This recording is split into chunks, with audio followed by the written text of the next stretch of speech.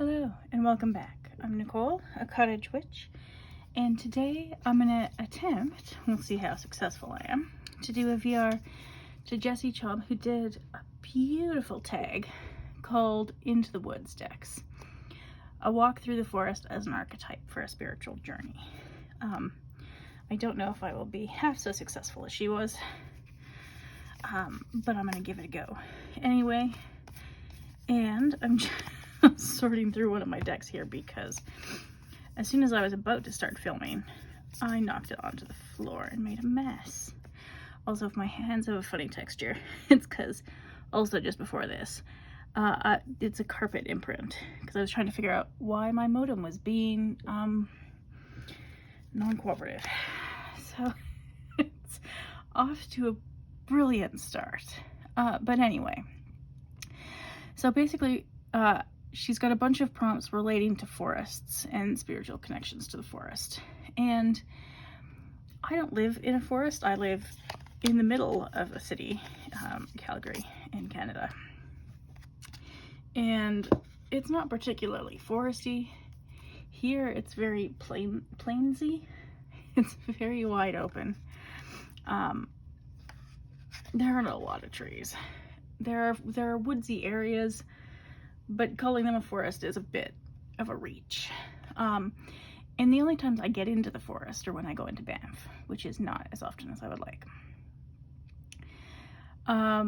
So sometimes when we're talking about connecting to the forest, the best I can do for the time being is connecting to the land, to the plants, to the woodsy areas that still exist, the wildish areas that still exist where I live. So that's the premise that I'm working with, because everything is concrete where I live and I hate it, but what are you gonna do? It's where I live and it's what I've got to work with at the moment. So the first question is, who or what brings you to the forest? And the things that brings me to the forest or the woods or any area with trees or wildness is just a need to touch the earth. You know, sometimes it's, I don't know if you've ever left the city and gone into the forest, but the air smells different. It does. I don't know how to explain, but it smells different. It's earthier, but also fresher and cleaner. And it just smells better. And there's a little area near me that has this path that I've taken a picture of because this is a deck that I've made for myself to study some plants. These cards are not very good examples, but this one is. So this is bearberry, which is a local plant to me, and I've connected it to the Ten of Pentacles. And it exists in this wooded area that I go to as often as I can. Not as often as I would like, because it takes about 20 minutes to walk there.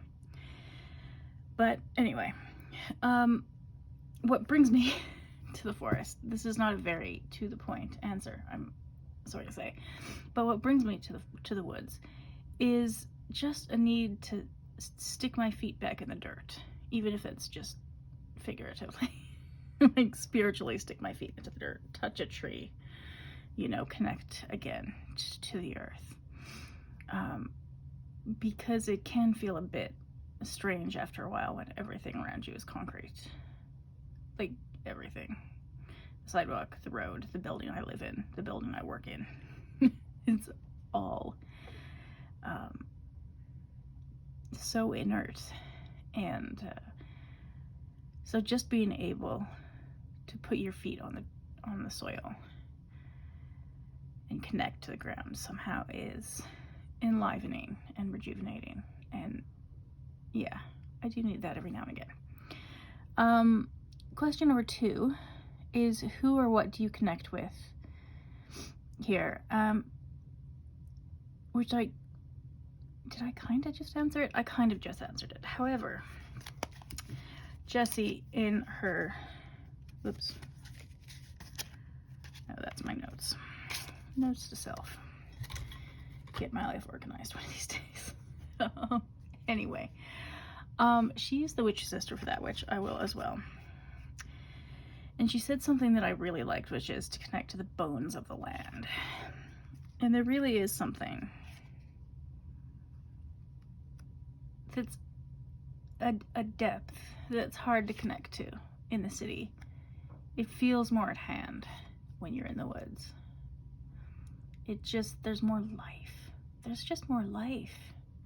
Even in the city, when you're surrounded by other people, there is a lot of life in that sense. But all the stuff around you is not generally alive, except for the pigeons making a mess on my balcony at this exact moment. So sometimes I feel like I just want to connect to something that is more profound than that. That's not all streetlights and cars and getting stuck in traffic. It's got to go deeper than that at some point.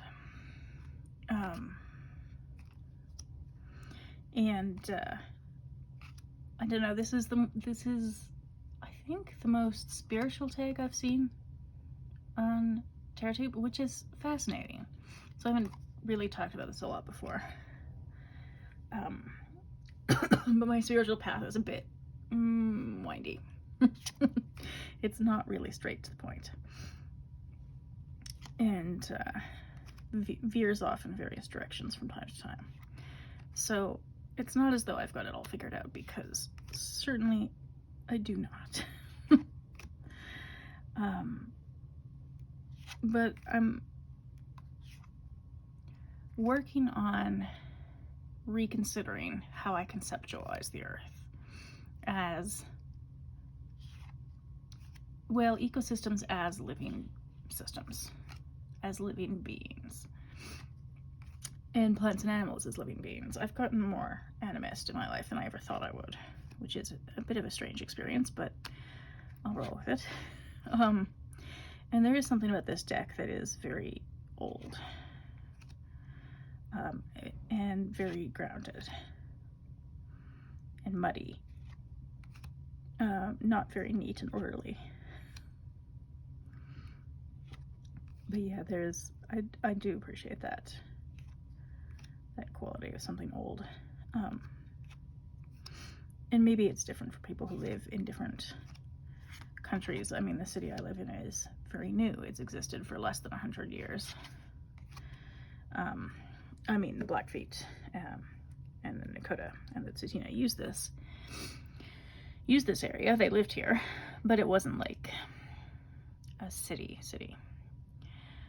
It was a camping, sort of, not a camping area, but like a stopping area, as I understand it, on treks to track the buffalo, which are being reintroduced to the area, which is very exciting, and I feel like that's something this deck would like. Anyway, this video might end up being like exclusively tangents, because it just feels like that sort of a day. All right, question number 3: who or what guides you through? For me personally,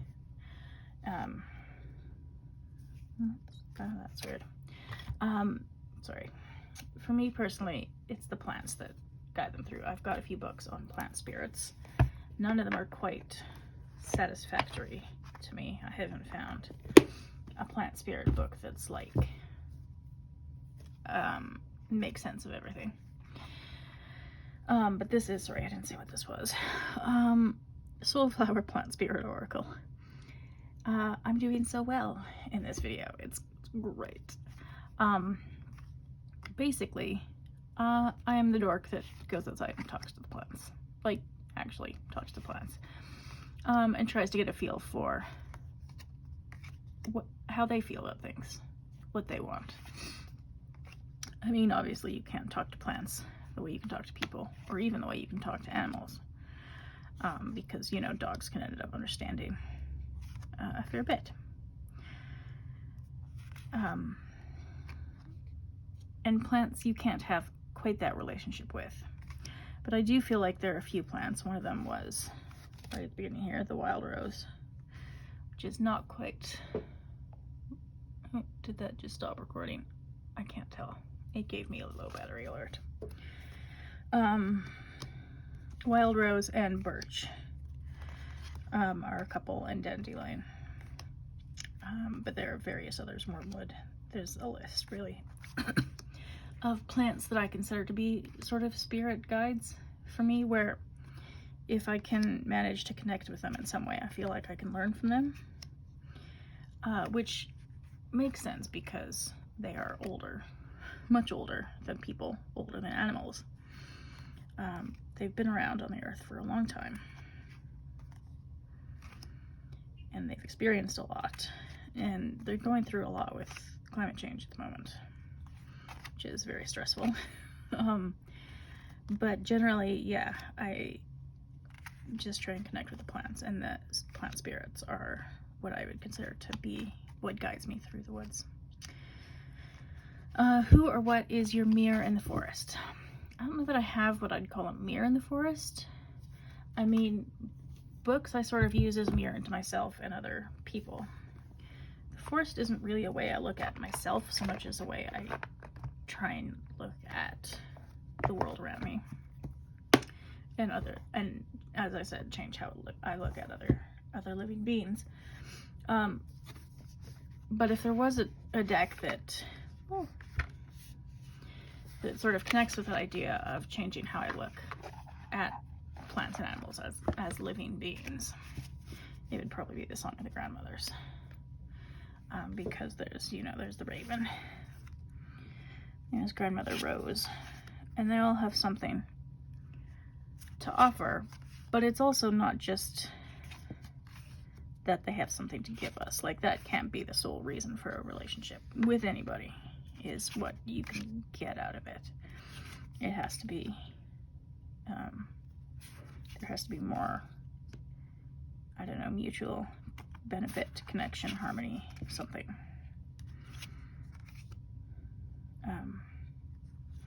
Although there are some trees that sure do seem to be doing a lot of the heavy lifting. At the moment, there's some willow trees down by the river that apparently are being researched for the chemicals that they pull out of the soil to make, now I don't know if this is the reason they pull the chemicals out of the soil, but the effect is that the earth is cleaner, the soil is cleaner, the water is cleaner, and more plants that are more sensitive to those, like agricultural runoff, heavy metals, things like that, have a better chance of thriving on the land. And so it's those sorts of things that I'm trying to learn more about in order to connect more with the way plants and other living beings and other ecosystems exist in the world in a less human-centric manner. So number 5 is who or what created this land? And I don't know that I'm at a point where I believe in any sort of creator. So I'm going to just go with the earth, either as existing or creating itself. One legend that I really do like is that of the Cailleach, which is an Irish or Scottish, I don't know if it exists in other Celtic countries, myth about an old woman who shapes the earth by throwing boulders, usually. There's a lot of throwing rocks around and creating mountains and valleys and whatnot. She's also, I don't know if you'd say a patron of, but she's associated with springs of water. And in that little path, woodsy area that I go to every now and again, there is a spring there, and so that's what I connect.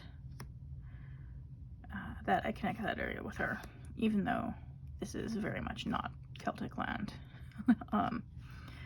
So, you know, maybe it's more like a spirit of place, a spirit of the winter, I don't know. But anyway, this deck, the Tarot of the Abyss, is what I use to connect with that sort of energy, that spirit of the land here, the spirit of that particular place, and the spirit of winter. It works so beautifully for that. I love it. Next question. Oh, I lost my spot on the questions. Where are the depths of the forest?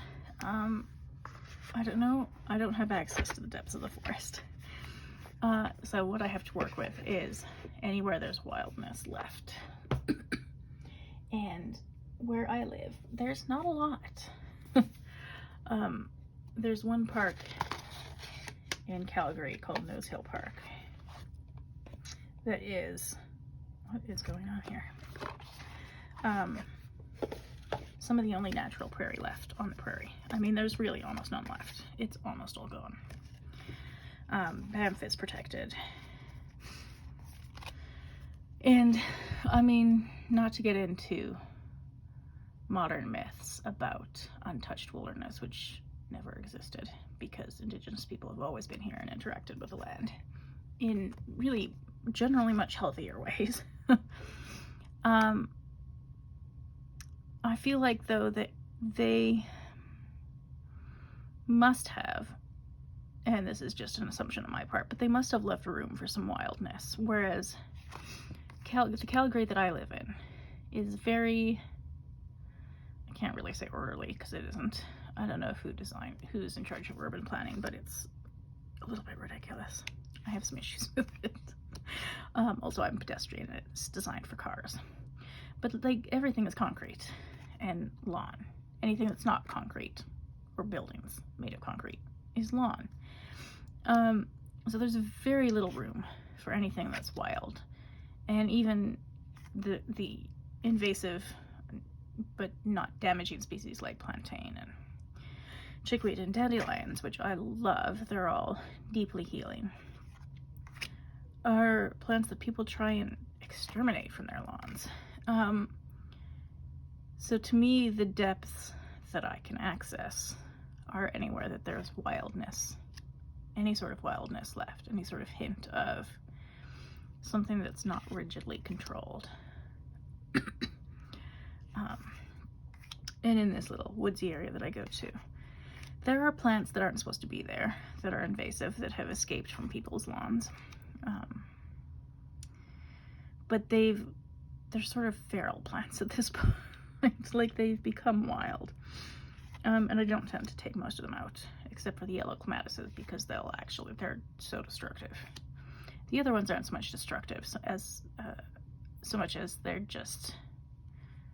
they've merged now with the wildness in that wooded area.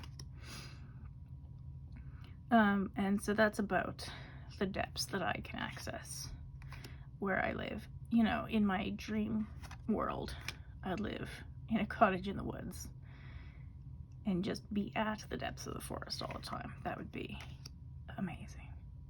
And you can do that some places around Banff, but even the areas in Banff that I've been to are very commercialized. Like, they try and make it quote unquote natural, and they don't do a lot of any sort of maintenance. I mean, they do a little bit more in terms of clearing out brush and stuff, because wildfires, as you should, take care of the land. They used to just leave it, and it was a huge fire risk. So they are taking better care of the depths of the forest now, that we've got such a thing as a regular wildfire season. Sorry, I just had a moment and had to make sure I was still recording, because I thought for a second maybe I wasn't. Would have to redo all this, which I don't really want to. Yeah, so that's what I've got for depths of the forest. They're hard to access, even emotionally and spiritually. I find they're hard to, that sort of depth of the forest is hard to access in the middle of the city. I really need to be in like a meditative sort of state for that, because it is hard to connect even to the plants I have on my balcony some days when everything around us is concrete. Although they do surprisingly well out there. Okay, next question. I don't have another deck for this one, but it's what do you do in the deep woods? Because I think I've pretty well talked about it with the decks that I've shown already, which is basically to spiritually sink my toes into the earth and touch a tree. There is something to be said for just being able to touch a tree. Speaking of which, I should go outside and touch a tree. It's beautiful. It is what is it, May 7th or something as I'm filming this, and it is finally spring. Like, it snowed on the 2nd of May. Snowed. And then hailed on the 3rd or something like that. Like, actual snow in May. It's ridiculous. Not a fan of that. So, anyway, it's finally beautiful enough to actually get outside and enjoy the weather. Alright, what do you learn in the deep woods is the next question. And basically I learn whatever the plants are willing to teach me. And so for this one I've chosen the Herb Crafters, which is definitely more structured than the wildness of the woods. But I am trying to learn herbalism, foraging, and things like that, but also, as I've said, connecting to plant energy, plant spirits, however you conceive of that relationship between people and the life in the plant. And I mean, there are many things I've learned from plants. One of the most interesting things that's hard to explain is the nature of composting, bizarrely enough, because as soon as you start gardening or paying any attention to plants outside, you notice how both unavoidable but also kind of integral death is. Plants will die, everything will die eventually. Some plants are older than others, but they do need to decompose to provide nutrients for the next plants. And it's one thing to know that intellectually, which I did before I started this journey, but it's a totally different thing to experience it, like to watch it happen.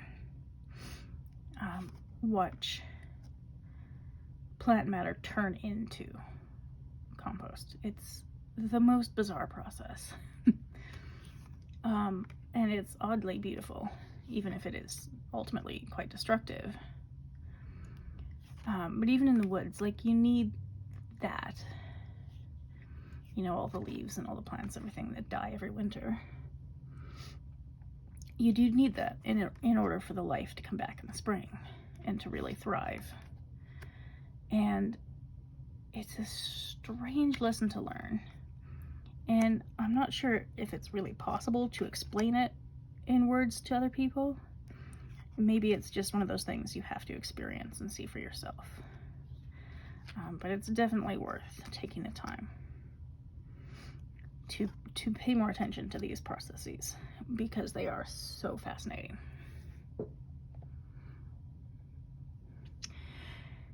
And next question, where is the liminal in-between space? I think most of the woods is a liminal in-between space, because all the odd thing about plant spirits is that you can't communicate with them directly. It's hard to even define the way in which they're alive directly. I mean, that's not even to get into the fungi that live in the woods. It's even weirder. Oh, I don't want to put this out of order. Hang on. I'll do it this way. So this is the Maria Tarot by Masha Kolonovich. Maria. It is gorgeous, and it's thoth-based, which I'm not as good at, but I'm learning, which is why it's still in order. And I picked this one because there's so much about the thoth that's esoteric, that's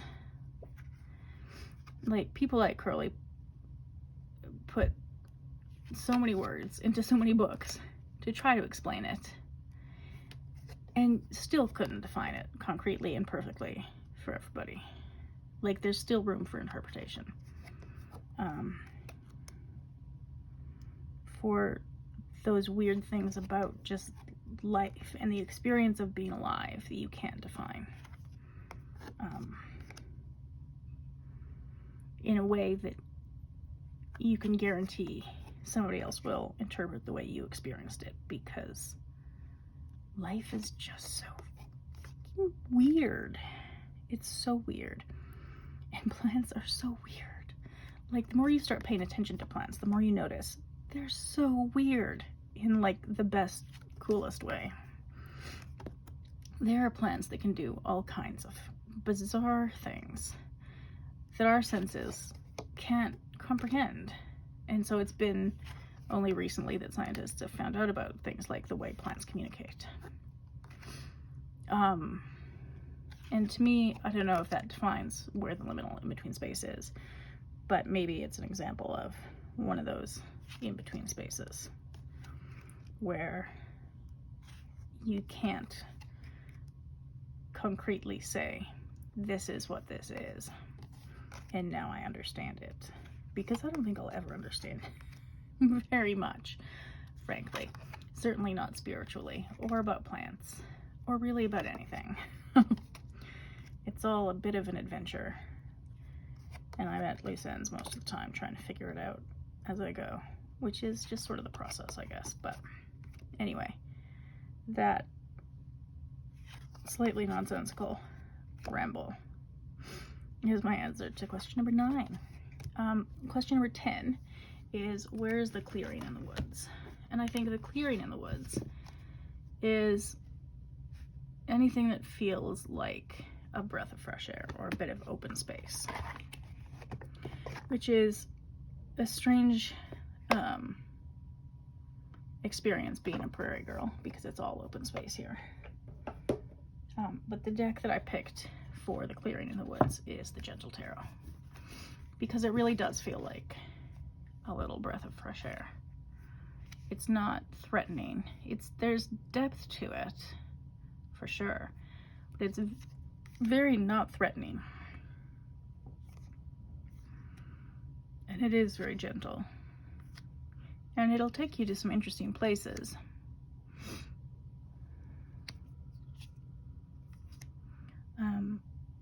But it won't. Okay, I'm back from my phone charging. I can't remember what I was saying. I'm sure it was profound. But anyway, clearing in the woods, Gentle Tarot. Number 11 is, who or what can you bring with you out of the woods? And occasionally I do bring things back with me, usually bits of plants. So I've chosen the dirt gems for this, which I have colored in some of them and put the key phrases from the guidebook on them, because I just don't know what a mimosa plant is. I have no idea. Aloe vera, I know, but Angelica, passingly, no. Breadroot, I don't know at all. Anyway, where was I? Oh yeah, what can you bring out with you out of the woods?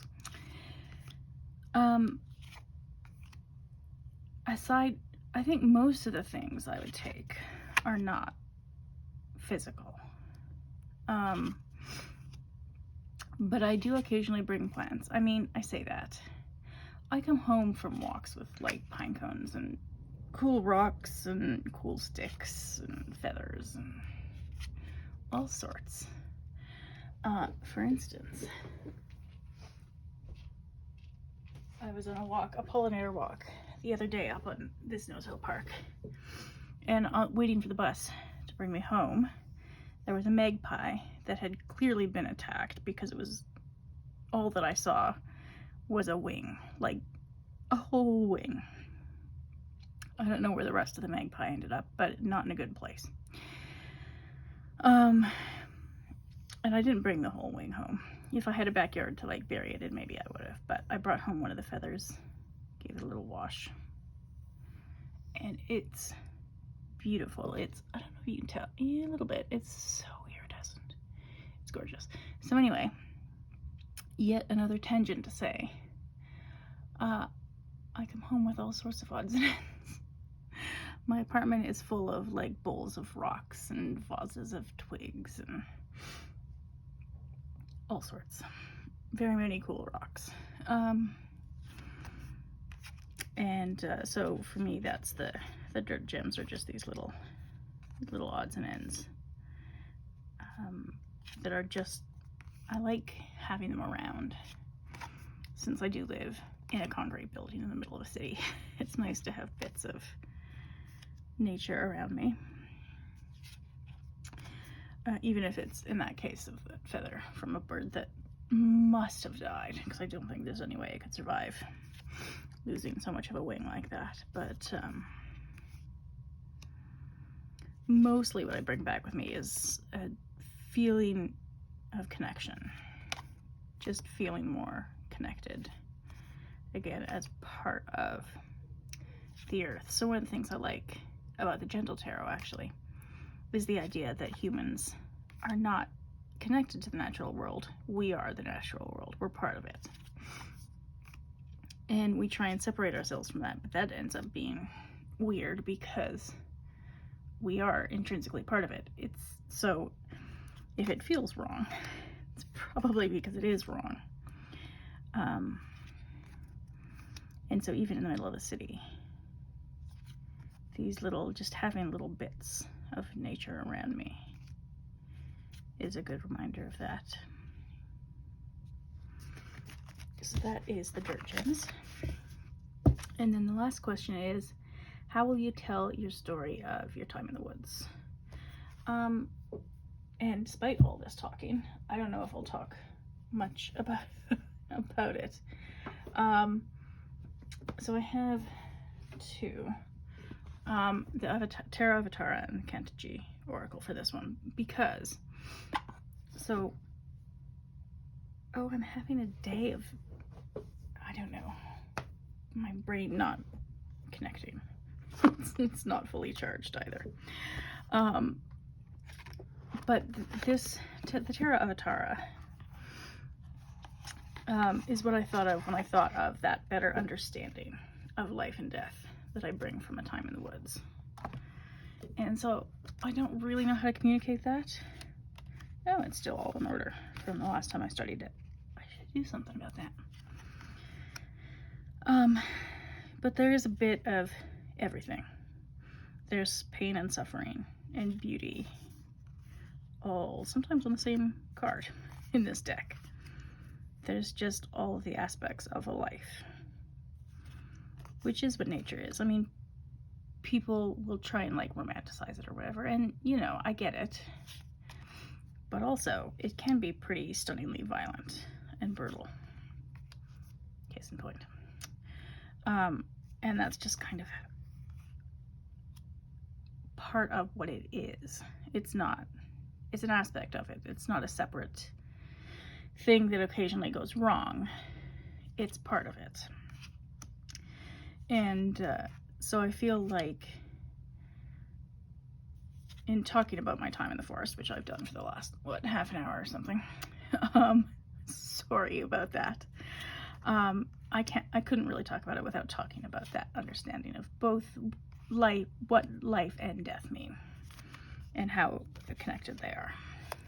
And then the Kantiji Oracle I picked because one of the other things I'd bring out of the woods, if I was going to tell a story about it, is this sense of wholeness, of the connections and vibrancy of any ecosystem. This box really drives me a bit bananas, but oh well. Not the end of the world, I guess. I will survive a funny box.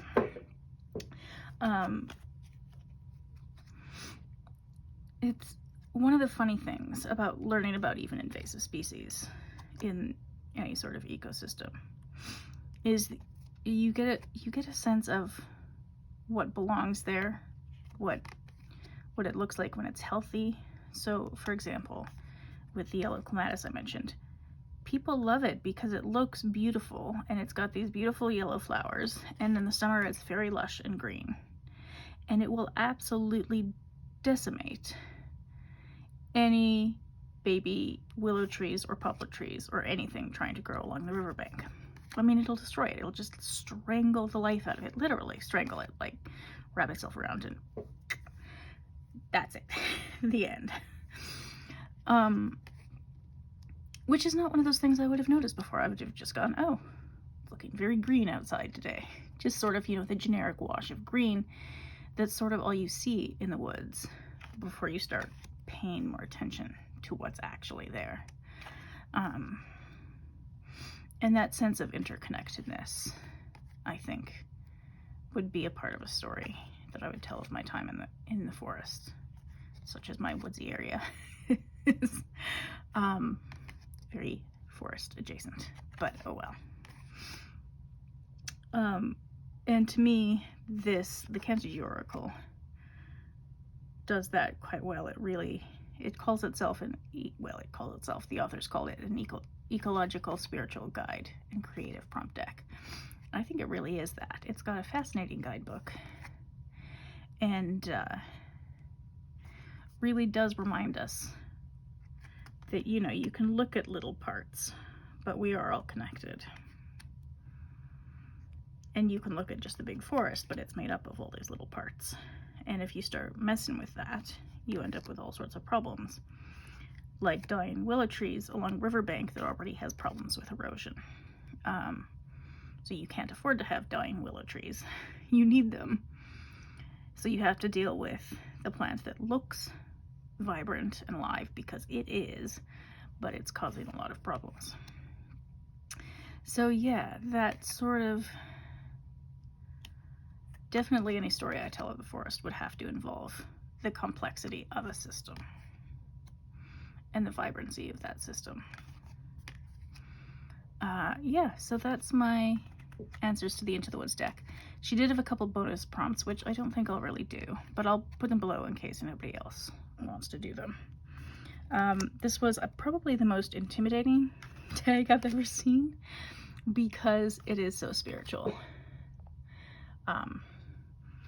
and goes a bit deeper than, I mean, don't get me wrong, I like a lot of the fun and light sort of tarot tags. They're great. They're a good time, and sometimes you need that. But this was lovely. I don't know if I made any sense, and I'm sure I went on way too long. But if you've made it this far, thank you for watching, and I'll see you next time.